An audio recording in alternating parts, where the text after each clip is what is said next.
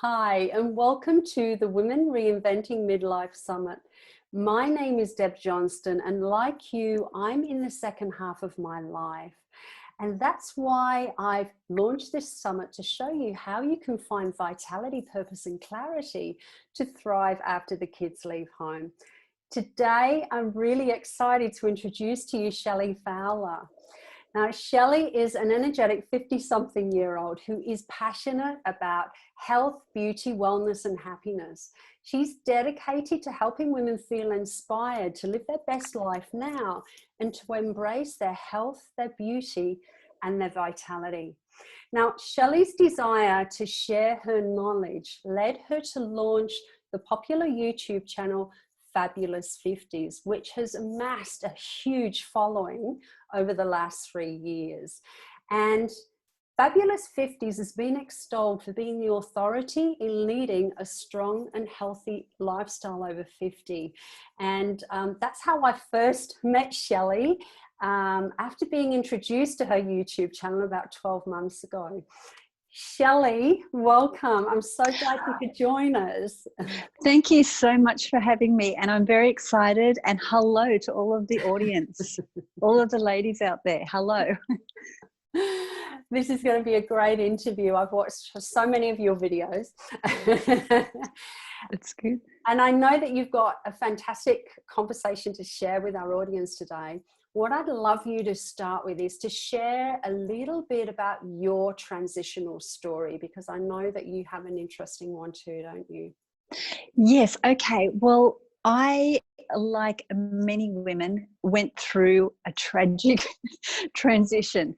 It wasn't tragic. It had a great outcome. But when I went through it, I thought that my whole world was over. It was falling apart and I wasn't coping. And I had sold a business that I was very involved in, a successful business. And also my three adult sons left home. So we live in a country town and they all went to the city. Mm-hmm. So all of a sudden, everything that I was doing and good at left me. And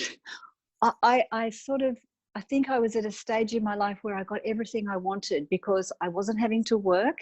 And, you know, we sometimes think it'd be great when all the kids leave home because we'll have all this free time. Well, I got all that. And then I was so unhappy. I couldn't go for more than half an hour without crying, thinking about, they've left me. What am I going to do? And I didn't feel like I had any purpose anymore or any meaning. So, you know, I kind of went through a time where, you know, I'm thinking, what am I going to do? What am I going to do? Then I got sad. Then I picked myself up again. And, you know, what was in my mind was, you know, times when you're in the shower or times when you're by yourself thinking, this kept coming up to me. I wanted to do something that I could help people with beauty and feeling good. So all the little conversations in my head were around that. I didn't know what to do with it, and I had no idea, you know, it was speaking to me, but, you know, I wasn't really listening. I was kind of being sad and being happy at the same time. And then I decided, well, I was a stylist, so maybe I could do some styling videos on YouTube. And that's where I started to build up the courage, because it's very, very scary to do something so new and so putting yourself out there. So I wasn't. And I started to learn what to do, learn about how to do the camera work and all of that. And it was one little tiny step at a time. And once I started that and started rolling with it, all of the other things that were bringing me down just sort of disappeared because I was too busy and too consumed with, you know, ideas and creativity to be letting all of those things make me feel sad and depressed. That's really interesting what you shared there. It's like I took it one step at a time, and I think little steps. yeah, that is so important. And I know for me, just launching this summit now, that's the way I've done this. Yes. Normally being a goal-driven person, I look for the big picture, but this Yeah. time is very different. And Yes. it sounds like it was for you too. Yeah, it was. And I was lucky, and I think we're all lucky because we're older. So we can draw on all of the life experiences that we've had, and that can help us avoid making some really dumb mistakes. And I think when you're at this time of our life, of your life, it's the prime. We think it's over, we're old, but no, this time we've got all this knowledge. Yeah. And we know what to expect. We know that if we do this, that happens. Or if we make this mistake, that happens. Yeah. We've kind of been through that. And that's what I love. And so when I say one step at a time, it was a tiny step. It's like, that was done. And then you can let it go for a bit, and then you can come back to it. It's not like it was be all and end all. I have to buy, I have to start from scratch. Yeah. It's kind of like we've already started from scratch back when we were young. And now many of us are starting from scratch in a different way, because of relationships or changing jobs or children leaving home, or, we're not employable for that particular job anymore. This is what happens when we come to the middle of our life. We go, oh, what can we do now? Yeah. So, take one small step and then build on it and build on it and build on it, and then you've got something that you didn't have before. Yeah, so true. And I love what you said. It's like, it's not starting from scratch, because it's just another leg of the journey. Yes. Yeah. But it's kind of like a better leg, because we've got knowledge now. I refer to being this change in our life, this menopausal kind of change that we have, and it is a physical change. It's very similar to the change we had when we were younger. Like, you leave school and you have no idea what you're going to do next. We leave our family, we leave the safety of mum and dad and the safety of school, and then we've got to figure it out. Yeah. And we have no idea at all about all the things. Like, you think about the last 30 years, and when you're an 18-year-old girl, you think, oh, wow, I've got all that to go through. So this time when we're going through the next transition, like the great transition, we don't know what's going to happen. It's the same. Yeah. But we've developed this strength and this armor and all of these different layers around us. And that kind of makes us really exciting and excitable, because we can think about what's next. Yeah. Without all the fear of, 18, gosh, you have to start all over again. Yeah, that is so true. And that's something you wanted to share with us today, isn't it? That changing that perception around aging. Yes. Yeah. Yes. Yeah. So being older, if we can change the way that we believe about it, is just the biggest gift. So when we look in society, they kind of put old people down, and, a lot of women say they feel invisible as they're getting older, but we can change that up, because it's more about what we think about ourselves. So if we think we're invisible, or if we think we're not useful anymore, then we're going to project that out to every single person we come in contact with. So if you walk into a shop and are feeling, no one's going to notice me, nobody will notice you. And, if you walk into anywhere sort of having confidence and thinking, I got here, I did this all on my own, and I'm really proud of who I am right now, you're going to have a different experience with the people that you're interacting with. That is so true. And that's what's really important too, isn't it? Like, there might be the occasional experience that many of us might experience where we might have a negative experience that we associate. Yes. But if we associate that with aging and we take that on, it's going to affect, just like you say, it's going to affect the next experience. Yeah. Yes. We've got to build on the good experiences and learn from all of the bad stuff, because you can't reach 50 or 60 without having a whole lot of bad things happen to you. And we've had to figure out what to do about it. And that's what I love about older women. Like, they've had to figure it out. And I love that, because there's depth to that. So when you're talking to somebody with that depth, with that life experience, it's richer. Yeah. Than, someone who's all new to the world. And, we see it as beautiful and we see that as useful and we want that. But I reckon it's better to want what we've got. I think so. Yeah, because that's rich and beautiful and it's everything. It is. It's. I like it, and I know that you're passionate about beauty, and I think that when we see all that wisdom and experience in a woman's eyes, I think that is really beautiful. Yes, you feel that. So when you're talking to somebody, to a woman who kind of knows who she is, you can feel it. Yeah. So that's my message to women. Don't be in your head about not being enough. Be in your head and embody what you are.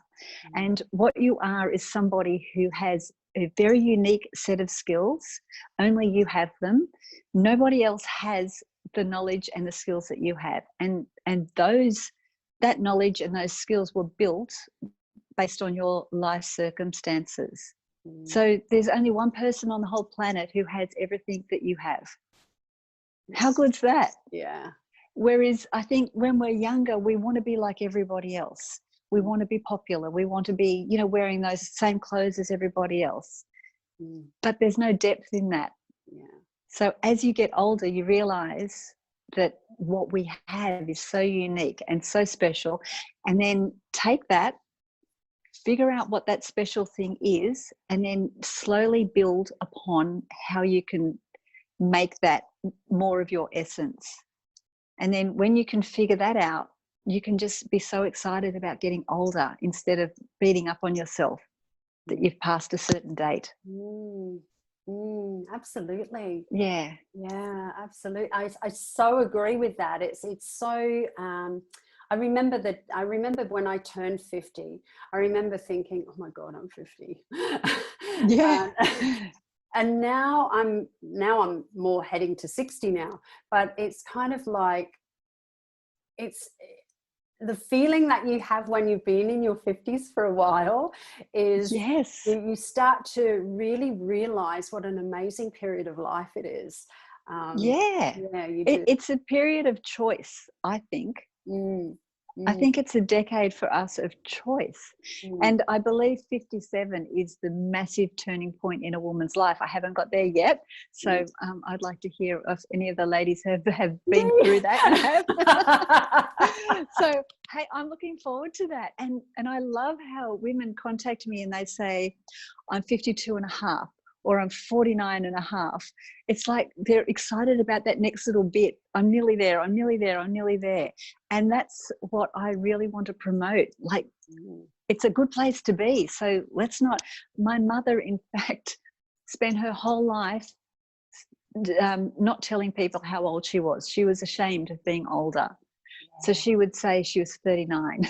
Or, when she passed away, she actually had changed the date on her birth on her legal documents. so and that's given me the sort of courage to say, hey, don't be ashamed of how old you are. Like, it's a gift. It's a gift. And I can guarantee you that she would love to be older now than, she's passed away at 74. And 75, 76, bring it on. It's same. It's really, it's a really different place to be when you start to really see this period of life for what it really is. Yes. And I think that's our job. So as women who are over 50, who are having a change in our lives, it's up to us to change the way we see ourselves, because if we don't do it, nobody's going to do it for us, and society is not going to do it for us. So we have to do it internally. And that means we've got to be kinder to ourselves. We've got to watch our self-talk. We've got to look after ourselves. We've got to commit to exercising and experimenting with ourselves, and hair and makeup, and playing with clothes, and changing your style. It's just experimenting a little bit every day. Just see what happens. Yeah, I like that. I like that. Yeah. It's a whole thing, isn't it? And I believe It's a thing. Yeah, I believe that when we feel good on the inside, we naturally want to look good on the outside. Yes, We yes. do. Yeah. And the reverse goes, when you're feeling so bad on the outside, you kind of want to put your baggy clothes on, stay in your dressing gown all day, and not go out. So we've got to shift our mindset to believing that we are okay and we're unique. We don't have to be like, because I think a lot of the time we get upset that I don't look like that, or I haven't achieved that. So we're comparing. And that's the worst thing we can do, because I mean, we leave that to the young women, because they seem, they want to be the same, but we should want to be different to each other. And it's those little tiny things that you meet, that you see in people when you meet them. You think, oh, that's beautiful. I really love that about you. And it's not hardly ever to do with what they look like. So make a shift and just decide. There's no reason you can't decide that this is it for me. I'm going to get started. Yeah. And just finally, experiment, try new things, and be creative. So being creative, any creative pursuit, is the remedy to getting old. And if you think about what you imagine as an old lady, it's kind of rigid thinking and stiff in the body and kind of bent over. And naughty little girl. So there's nothing creative about that. That's old. It's rigid. So if you don't want to be like that, don't be like that. Like, open up to this whole world of what's in it for us. What can we do? What can we experience? How can we change our beliefs to move into this new era of our life, which is awesome. Yeah, it is. Listen, I love that. And I was going to say, and when I say it's awesome, there's a lot of times that it's sad and oh, this is hard, but we get through that, move through that, make way through that, and then come out the other side. You can always go back there, but don't stay there. Yeah, because the longer you stay there, the more difficult it is to move out of it. So yes, and you convince yourself that that's you. So swap that out and convince yourself of what would you like yourself to be like, and then just convince yourself to be that. And to do that, you have to do tiny little things every day, just small things. Just start doing a little bit of exercise, wearing a little bit of makeup, trying something new, meditating, little things, changing your diet, small little bits. I like that. I love what you said before about getting creative, because I know that you also mentioned that when you had the idea for YouTube and you started to get creative, then all the other things that were bothering you, like the emptiness syndrome, that all kind of just fell away because you were really engrossed in the creativity. Exactly. And when you're in a creative mode, your logic mind moves aside a little bit, and then the creativity can take over, and that's when you feel empowered. And the thing about creativity is you don't have to get it right or wrong. It's creation out of you. So it doesn't have to be perfect for someone else's standards. It's your creativity. So we can all do that. It's like when you do a painting, it doesn't really matter what everybody else can paint. It's what's come out of you and your heart that's on the canvas. So that's where we can sort of get all of this. It's okay. It's all okay. It doesn't have to be anybody else's version of okay. It's okay. I love that. It's what Yeah. makes you, what makes you happy. And when you start asking yourself those questions, you start to get the answers, don't you? Not always straight away, but you start to get the Yes. answers little by little. That's right. And if you can connect in with your mind that you don't have to have all the answers today, and we don't have to have everything exactly, because we're going into it, we're getting ready for it, we're becoming it. And that's what I think the word become is a really great word for older women. It's like, we've become this, and then we can become even more, and we can become even more. Because those years when we were growing up and having children or doing our career, we were trying to figure it out. Now we've sort of become who we are. Yeah. Don't you love that? Yeah, I do. I love it. Yeah. And then you can, okay, I've become this. What more can I become?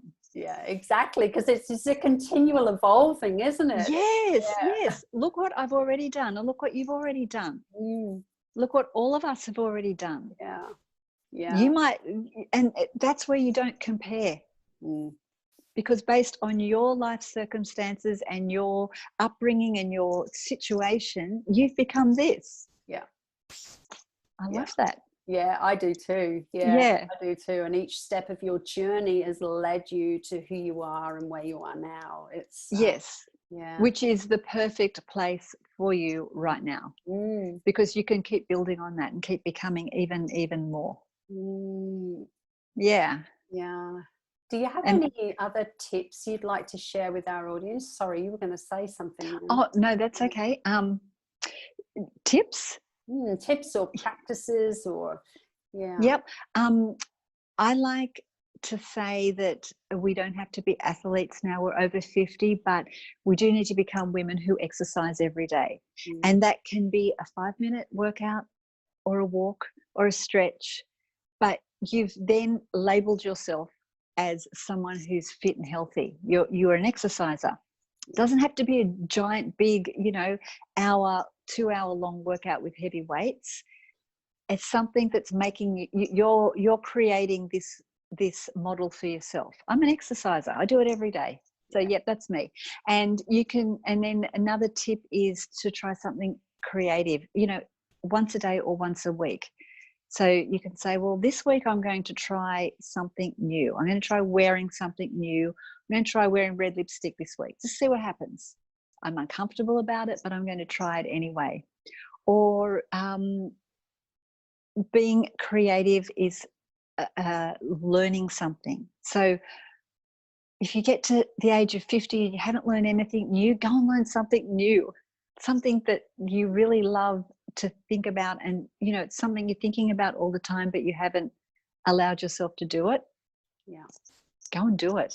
Go and learn it. Everything's for free on YouTube these days, and then that might lead you to something you'd be happy to pay for or not.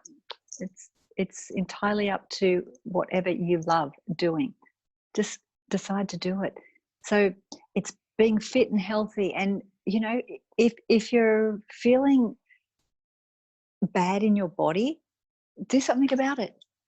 Just decide, I'm going to do a little bit this week about my diet, and I'm going to try a little bit. I'm going to research a little bit about food and how it's affecting my body. And I think sometimes it's very big. If your problem's big, you think it's too much, but it's not too much if you start. Well, I'm just going to research today. That's going to be my gift to myself. And then tomorrow I'm going to maybe not eat any white bread or cakes. Just that one little thing. So small steps. And it gives big results. I love that. It's and that, I think that's sometimes the mistake many of us make, is like we're here and then all of a sudden we try and jump all the way over here. Right. And that gives us failure, because so many women, they do these big diets and like, okay, I've got my fridge full of greens and this is all I can eat this week, and they kind of get excited that they're going to try it, but then they can't do it because that's really hard to do if you're not leading up to it. So then they get even more sad about the situation because they couldn't do it. Mm. And that's why I don't like to say go on a diet. It's got to be, just decide little bits, and then you become somebody who doesn't eat white bread and cakes and lollies, or you become someone who doesn't drink every night, maybe just drink once a week. So if you can do it in small steps, then you become that person. Yeah. If you don't ever exercise and you just do 5 minutes stretching a day, you've become that. It's kind of happened like magic. It didn't take any effort. Yeah. So yes, small steps. And I think a really good tip is to know that feel good first, and then you lose weight or change your relationships or whatever, get healthier second. So you figure out a way to just be happy with who you are first, instead of wanting to be somebody else or disappointed that you didn't get everything or do everything compared to somebody else. And when you can do that, then you have the courage to cut out a little bit of that food or do a bit of exercise or meditate. Yeah. And all of those things make you feel good. Yeah. So one builds on the other. Yeah, they do. And I know that your YouTube videos do that. You give lots of little steps. I know the exercise ones that I've seen have been like really, they've been simple exercises, but then also effective exercises as well. Like they're not, you know, when we say simple, we don't mean that they're not any good. They're actually really good. But they're little steps, just like you're saying. Yeah, it's little steps. So all of the exercise routines, like they'll make you sweat or they'll make you really work your body, but you don't think that you're working hard because it's fun, it's enjoyable, and it's gentle. And you can always make it harder, or you can make it a lot less hard as well. But it's just like we're all trying to do the same thing. We're all trying to feel good. And, you know, doing exercise makes us feel good. So all of my workouts are just to help people feel good and get strong and get toned and, you know, look great, but feel good first. And all the rest will follow. It's so true. Yeah. But you have a fantastic free gift to offer our audience, don't you? Yes. So the free gift is self-care tips for you, but in a way that you can actually give them to yourself. Because so many times we say, self-care, that's great. Sure, I'll do that. But we feel guilty about it, or we feel like we're too busy to do it, or we feel like, you know, 100 different things. So the free gift is a downloadable. You can fill in what you've done for yourself, just so you can have a look back and say, was I kind to myself this week? And 9 times out of 10, we're going to say no. I wasn't really very kind to myself this week. I gave more to everybody else and everything else than I did to me. But me is who's with me every minute of the day, 24/7. So me or you is who we need to be kind to. So that's my free gift. I love that. And the thing is, when you can fill it in that way, it really helps you with deciding to do it differently. Yes. And I think that wraps it up. Is we're at this age, and we're at this stage, so we've got to decide. We've got to decide to pull ourselves out of whatever we're going through, like I was, or whatever we're feeling sad about or beating ourselves up, and decide, nope, it can be different, and I'm going to make that happen. It's brilliant. Thank you so much, Shelley. That's really you're so welcome. It was great to talk to you and to all of the ladies as well.